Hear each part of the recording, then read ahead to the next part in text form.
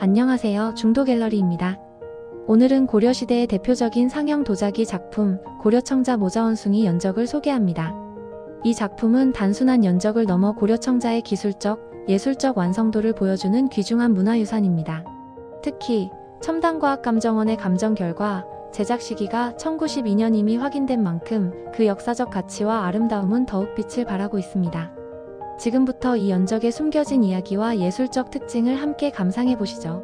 고려청자 모자원숭이 연적은 어미 원숭이와 새끼 원숭이를 형상화한 상형 도자기로 고려시대 귀족 계층에서 사용되었을 가능성이 큽니다. 연적은 먹을 갈 때 필요한 물을 담아두는 기물로 서예를 중심으로 한 고려시대 문인 문화 속에서 실용성과 신미성을 동시에 갖춘 중요한 도구였습니다. 이 작품은 연적이라는 본래의 용도를 넘어서 그 자체로 하나의 예술작품이자 당시 도공들의 창의력과 기술력을 보여주는 대표적인 유물입니다. 고려청자가 가장 빛나던 시기의 작품으로 당시 사회적 분위기와 문화를 반영한 귀중한 자료로 평가됩니다. 고려시대의 상형 도자기는 동물, 식물, 인간 등 자연과 일상에서 영감을 받은 형상들을 섬세하게 재현한 작품들입니다. 이 연적 역시 원숭이라는 독특한 동물을 형상화한 점에서 독창성이 돋보입니다. 특히 어미 원숭이가 새끼를 품고 있는 모습은 단순한 재현을 넘어 모자 간의 사랑과 교감을 생생히 담아냈습니다. 이는 고려 도공들이 단순히 기술자로서의 역할을 넘어 예술가로서의 감성을 보여주는 대표적인 예입니다.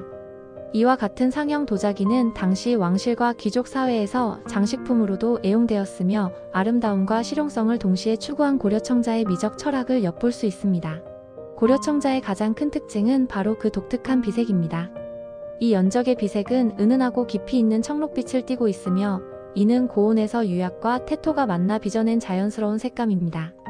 여기에 시간이 지나며 형성된 빙열은 작품의 세월과 역사적 깊이를 느끼게 합니다. 빙열은 유약 표면의 미세한 균열로 단순한 손상을 넘어 도자기의 독창적인 미적 요소로 작용합니다. 이처럼 비색과 빙열은 고려 도자기의 정수를 보여주는 중요한 특징이며 오늘날에도 많은 이들에게 감탄을 자아내게 합니다.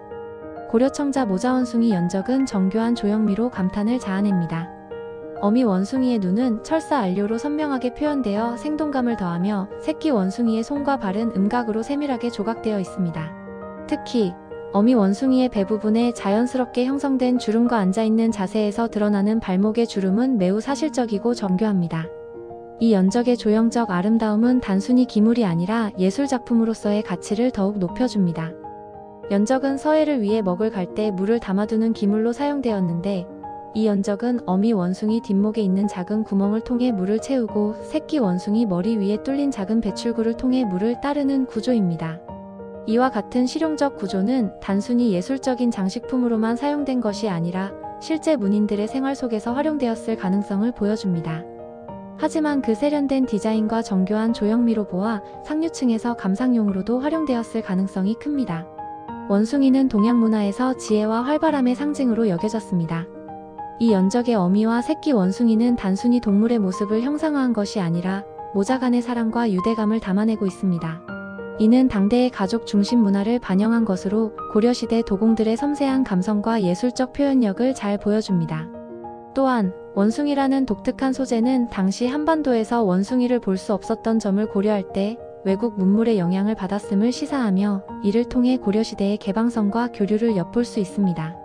이 연적은 고려청자의 제작 기술이 절정을 이루었던 시기에 만들어졌습니다. 높은 온도에서의 정교한 가마 소성 기술, 유약의 고른 도포, 그리고 비색의 안정적 구현은 모두 고려 도공들의 뛰어난 기술을 보여줍니다. 특히 상형 도자기에서 흔히 나타나는 왜곡 없이 조형이 정교하게 유지된 점은 매우 인상적입니다.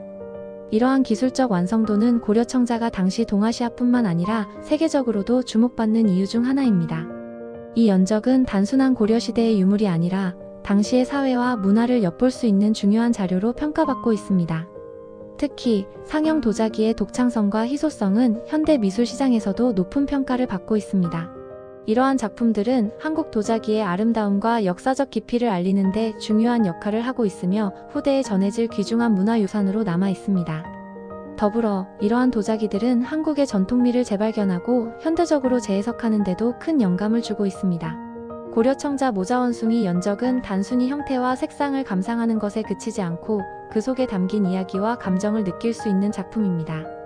이 연적을 통해 우리는 고려 도공들의 섬세한 감각과 예술적 열정을 경험할 수 있으며 이를 보존하고 후대에 전하는 것은 우리의 문화적 정체성을 지키는 중요한 일입니다.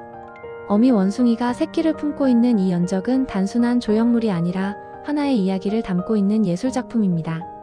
어미의 자애로운 표정과 새끼의 천진난만한 동작은 당시 고려 귀족들의 삶 속에서도 보편적인 가족의 사랑을 나타내는 동시에 조형 예술을 통해 시대를 초월한 감동을 전해줍니다. 이 작품은 오늘날에도 그 이야기와 아름다움으로 많은 사람들에게 감동을 주고 있습니다. 중도 갤러리에서 준비한 오늘의 이야기는 여기까지입니다.